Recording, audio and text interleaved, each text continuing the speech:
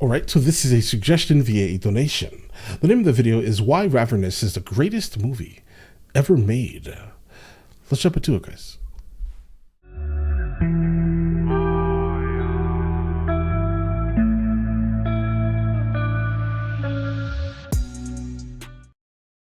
Right, guys, and pretty much based off of me just reacting to the movie, right?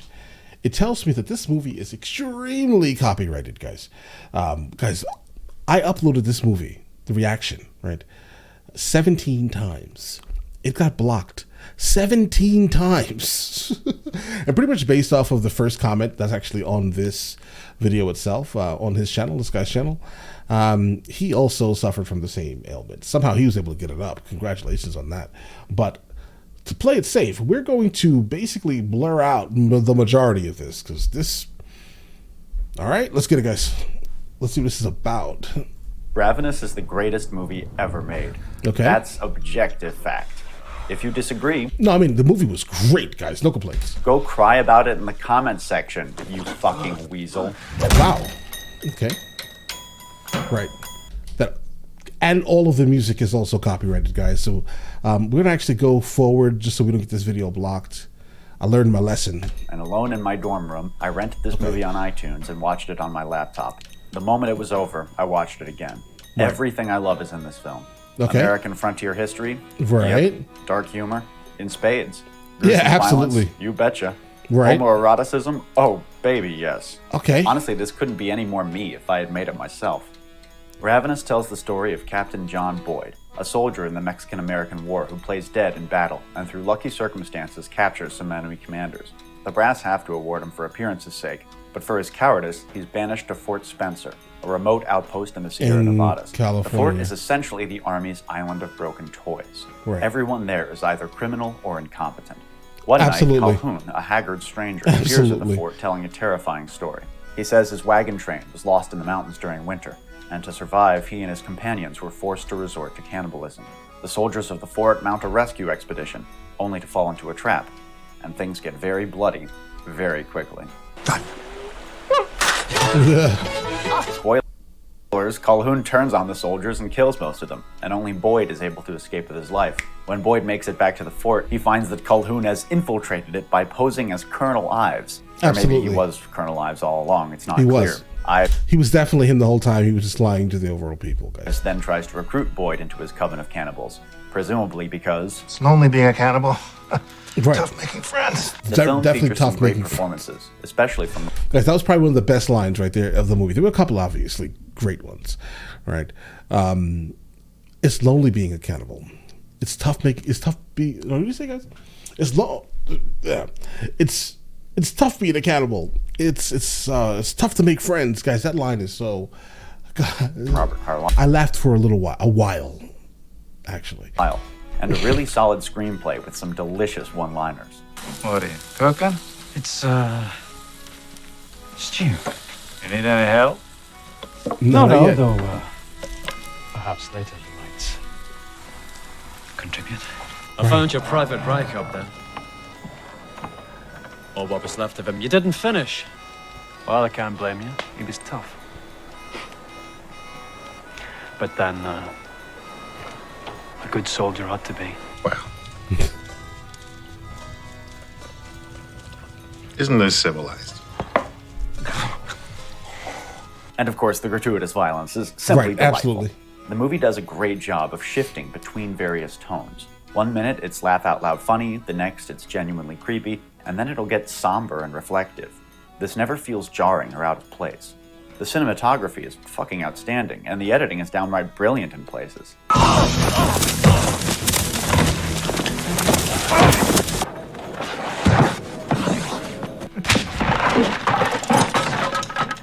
What stands out to most viewers, and not just unemployed film school dropouts like myself, is the musical score by Michael Nyman and Damon Albarn.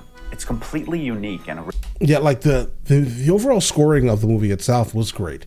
It was so great they basically like trademarked. No, they copyrighted that exact audio, and that's not really normal, I would say. I mean, You would expect that in like Steven Spielberg movies, for example, where all of the music, even the music being played behind the vocals, is copyrighted. But like this movie here, I would say this is the second most copyrighted movie where everything, even some of the like the overall dialogue is copyrighted. That's crazy. I respect it because obviously that means it's a really great movie. They invested a lot into it. It's this and Blazing Saddles, the movie Blazing Saddles, where like literally every single conversation is copyrighted. And Ravenous is super close to that, guys. Original. And like the tone of the film, it manages to be several things at once. The main theme, Boyd's journey, is somehow both upbeat and mournful, conveying a spirit of adventure just as it evokes a profound sense of loneliness.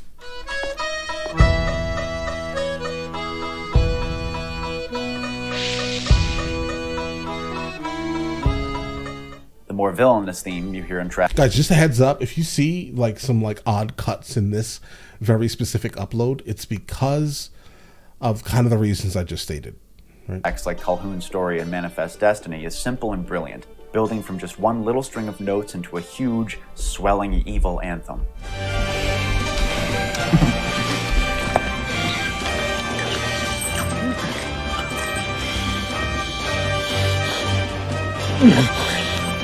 Bravo. It's just the best. I never get tired of listening to this soundtrack. It's a fantastically crafted little movie, but sadly it never got the recognition it deserved. Largely that's because 20th Century Fox had absolutely no idea how to market it. That's kind of understandable. Ravenous is so weird and kooky and original, it's really hard to kind of pin down. Yeah, guys, it opens that licking with a super scene was gnarly war flashback, and then 5 minutes later there's broad comedy. We maintain only a skeleton company that consists of Private Toffler, who's our personal emissary from the Lord, Major Knox, who never met a bottle he didn't like, Private Reich, he's our soldier. I'd steer clear of him. A horribly violent massacre scene is buttoned with a joke.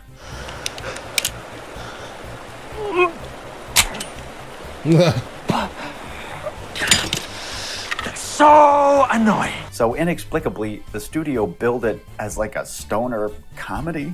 I guess because David Arquette is in it, it doesn't make any sense. Now, one man must choose We need others. between having dinner Not me. and being dinner. But thankfully, when it came out on home video, Ravenous found a small audience. Later, it was on Netflix for a while and got a reputation online as a quirky hidden gem. Those who know it, love it, and among nerds at least, it's regarded as a bit of a horror cult classic.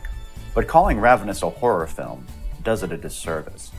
It's just as much of a historical epic as it is a slasher flick. It explores heavy, weighty themes of addiction, masculinity, homosexuality, trauma, and colonialism. And like all the best movies, it transcends genre cliches to tell its story in the most emotionally affecting way possible. To understand how on earth a trashy horror comedy can address topics like colonialism and trauma with anything even resembling good taste, we've got to take a look at the work and the process of the director, Antonia Byrd. That's right, mate, call it shaving! Well, just put them on, we won't have to use them. You can either walk or we'll cuff you and drag you. All right? All right. I haven't got any clothes. We'll put them on downstairs. Let's just go, eh, Jippo? At the moment, I'm What's just helping going you off on? the premises.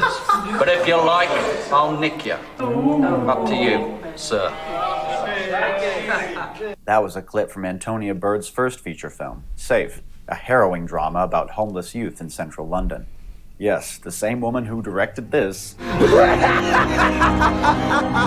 also directed this. I'm scared! You stupid, idiotic little man, I'm scared!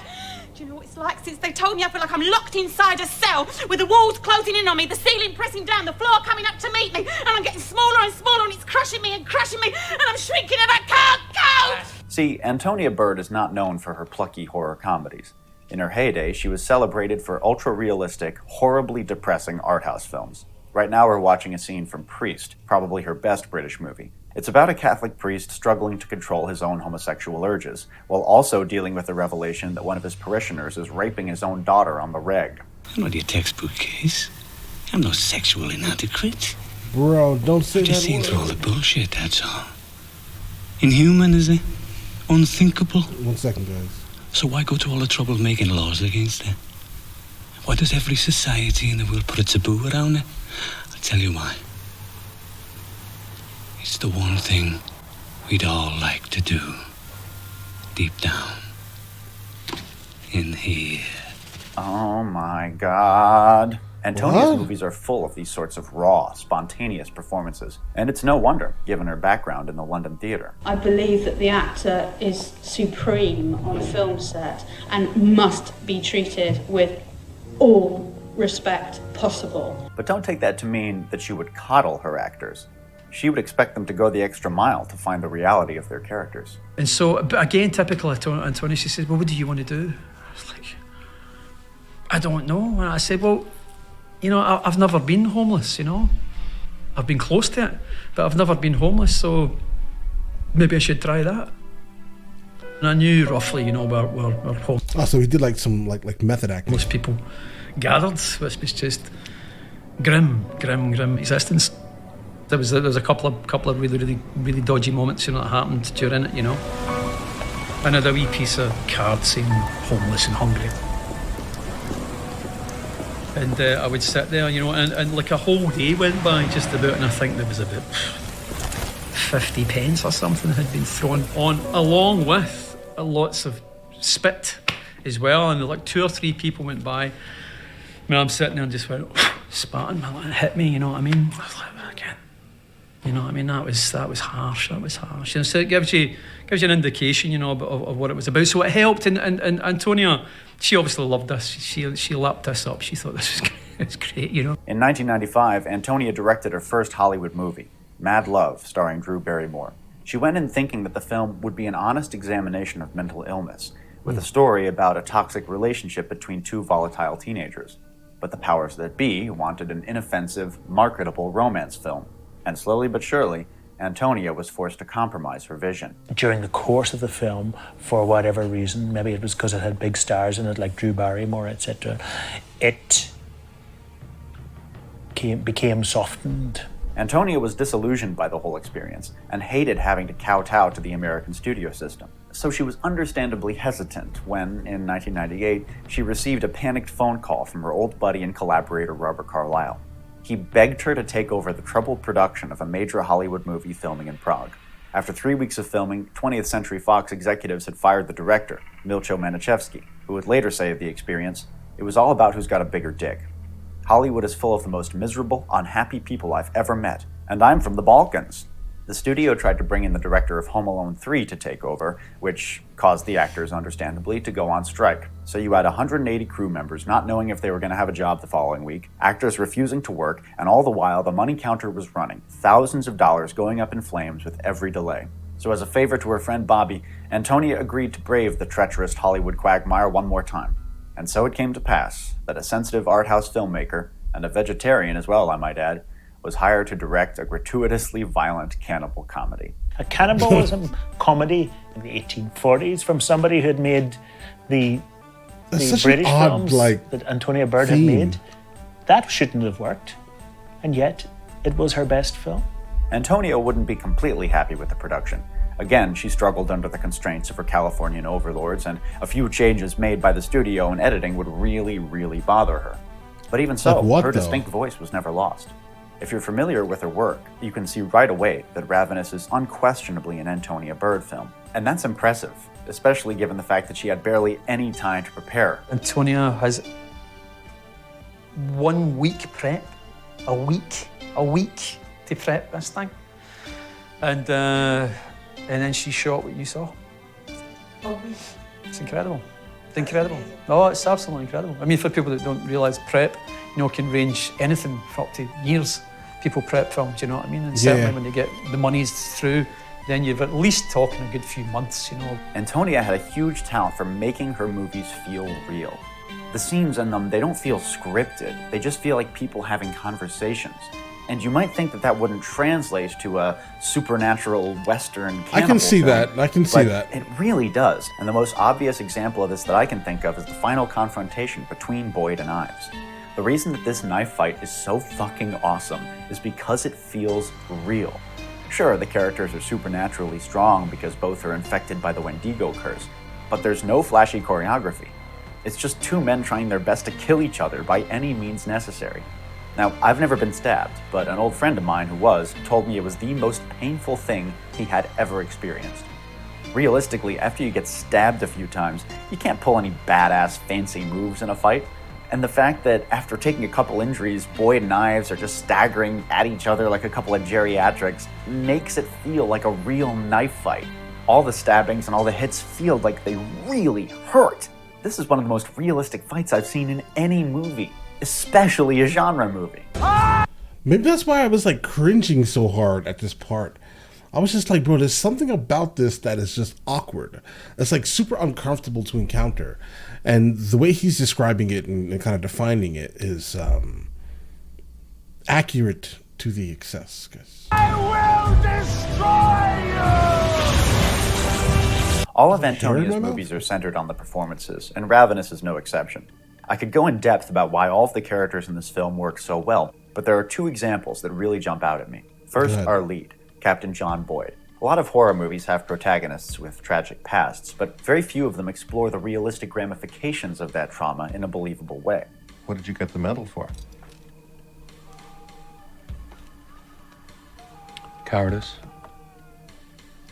Guy Pearce's performance is understated, and his arc is subtle. He's not a comically badass tough guy taking out cannibals left and right. No, he's sensitive, damaged, almost effeminate. And while there's some of that on the page, what really drives it home is the performance and the direction. Boyd spends the whole second half of the movie struggling with his overwhelming desire to eat human flesh. On paper, that's a silly premise, and it could have come off as completely goofy or just plain bizarre.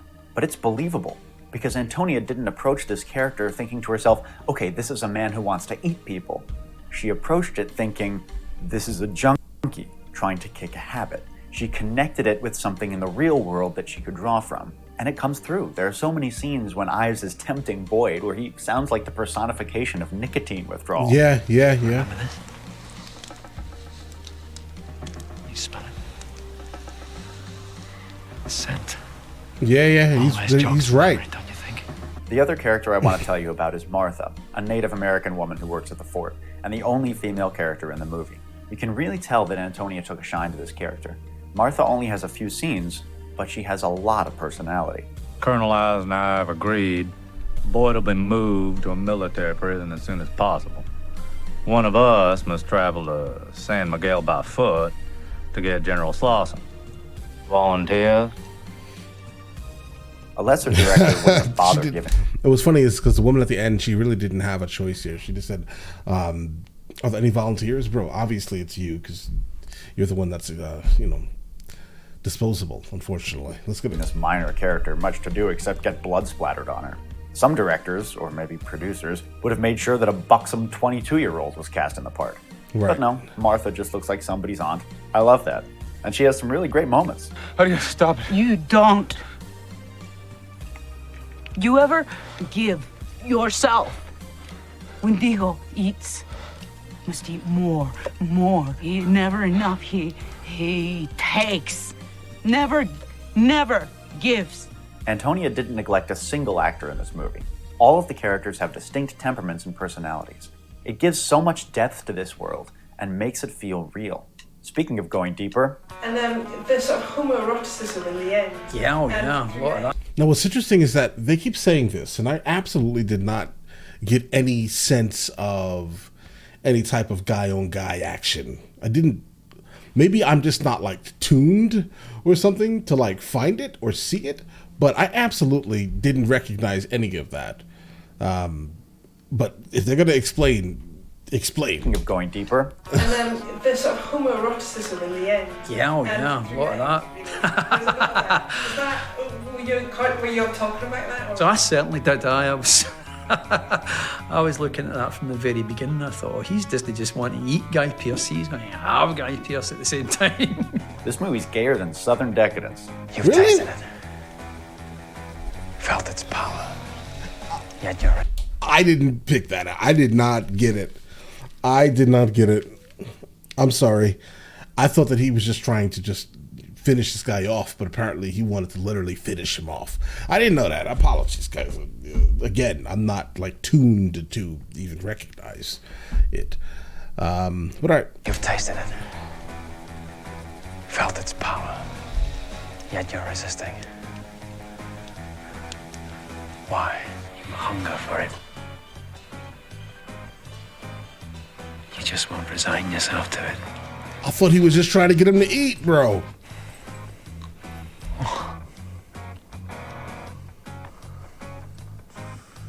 Okay. Yeah, so what is up with all this gay shit? I don't know, man, but it's fun. It adds a little bit of spunk. But if you said that basically the director herself is pretty much accustomed to making the men in her movies this very specific way, then it would be expected that she'd do the same thing to this one, right? I would expect that at least, but I didn't. Again, I just didn't pick up on it. It makes Kurt alive scarier and more unpredictable. You don't know if he wants to eat you or kiss you. I think the homoeroticism was a brilliant choice, and again, a less gutsy director would not have even thought of adding that subtext. And though Ravenous addresses all of these aforementioned themes with some serious gusto, at the end of the day, this movie isn't about homosexuality, trauma, or anything else we've discussed so far. The central allegory of Ravenous is Manifest destiny. Westward expansion. Ives justifies his diet by pointing out that 1840s America is essentially doing the exact same thing he is. Right. Consuming everything around it in the pursuit of power.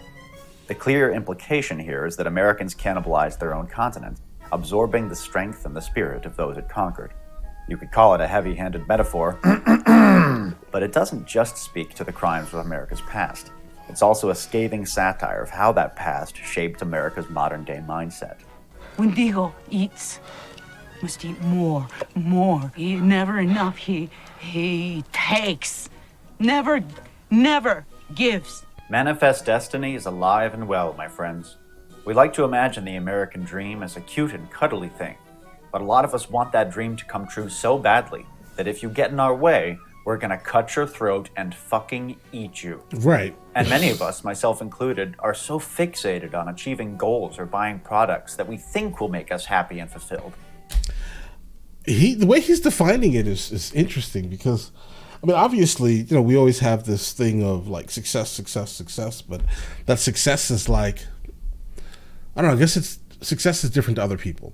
Obviously, my goal changes all the time, right? Like, overall, when I first started this channel, my goal was 50,000 subscribers. Being honest, that's just what I was like. Oh yeah, let me get 50,000 subscribers, and that'll be enough, and then everything else will be fine. And then you realize that no, it can't end, guys. My new goal has to be 100, then 200, 300, 400. But I get it, right? But my overall perception of this is really just like, bro, I don't want success just to be able to buy things, right? I don't think that's a really thing because I literally give, I would say, 45% of my income, my channel income, to like people that are homeless, right? And I mean this thoroughly, guys. I go out on a regular basis and be like, let me go buy you dinner. Oh, here, hotel. The only difference between me and the other people who film it is they film it for attention. I don't do that, right? I don't need that type of energy. I just want to be able to help someone and they can eat. That's my success. Success is like the more people I have the ability to help is more like is what success means to me, at least. But all right, let's get it. We don't stop every once in a while and contemplate that our most precious personal dreams might be entirely self-serving. For 2 millennia struggling with the nature of man, the ideal society, morality, boil it down, it's the same issues we can't solve today. Happiness and how to achieve it. Aristotle saw truth, Colonel, not happiness. One American industry in particular is full of vapid, ambitious people who will do anything to get what they want. LA is the most cannibalistic society I've ever been in, Antonia Byrd once remarked. It's no coincidence that General Slauson, who unknowingly eats human flesh at the end of the film, shares a name with a major boulevard in Los Angeles. Antonia is implying that literal cannibals founded Hollywood, and I think that's just hilarious. So what we have here is a Shots cannibal fired. film that has next to nothing to do with cannibalism. Right. Instead, it's one of the most unexpectedly profound explorations of the American psyche ever put to film. Wow. Ravenous Yes. was the last movie Antonia Byrd would make for Hollywood, which probably doesn't surprise you. She returned to London and went back to her roots directing British TV. Her later movies met with acclaim, but never made quite as much of a splash as her work in the 90s did. In the early 2010s, Antonia was diagnosed with thyroid cancer, and on October 24th, 2013, she died, peacefully, in her sleep. She was 62. Okay, so it may be a little bit of an exaggeration to say that Ravenous is the best movie ever made. Fine, I'll grant you that. But it's my personal favorite. And if you're just hearing about it for the first time and want to give it a watch, then Bon appetit. All right, guys. Here's the thing. The movie is very good. I definitely did not know that it had like so many like underlying things, but I guess if I were to watch it a couple more times, I probably would have figured that out. At least found some like real life correlations and wow. Okay. I will be watching this movie again. Right, this is one of these things where you watch one time and you're just going to immediately want to see it again because it was absolutely iconic and classic to you. This is kind of why I stated literally in the title of the reaction, this is easily one of the greatest movies that I've ever seen. Right, a lot of you guys are really good at suggesting movies such as this, guys. I appreciate you guys, absolutely. But all right, listen, let me know in the comments of the next thing that I should be checking out, and I will get into that as soon as I possibly can. All right, listen, you guys all have an absolutely amazing day. Enjoy it thoroughly.